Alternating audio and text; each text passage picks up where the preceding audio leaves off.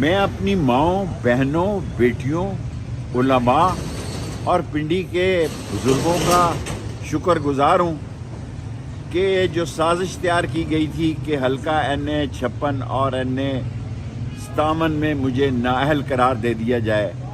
آج وہ مرزا وقاص رؤف جسٹس صاحب نے بری طرح ناکام کر کے ردی کی ٹوکری میں پھینک دیا ہے، اور یہ طے پایا ہے کہ شیخ رشید حلقہ 56 اور 57 میں لڑنے کا اہل ہے۔ میں خاندانی ہوں، نسلی ہوں، اصلی ہوں،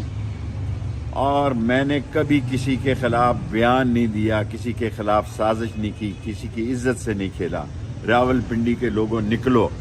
اب حلقہ 56 اور حلقہ 57 میں آپ نے قلم دوات پہ مہر لگا کے ایسی تاریخی کامیابی حاصل کرنی ہے کہ ہمارا نالا لئی، ہمارا ماں بچہ ہاسپٹل، ہمارا ڈھوک دلال کالج چشم زدن میں بنے، اور راول پنڈی کے عوام سر اٹھا کے چل سکیں کہ اللہ نے فتح دی ہے، اللہ بڑا ہے، اللہ نے جو کامیابی دی ہے، میرے مولا نے چاہا تو راول پنڈی میں قلم دوات کی کامیابی تاریخ ہوگی۔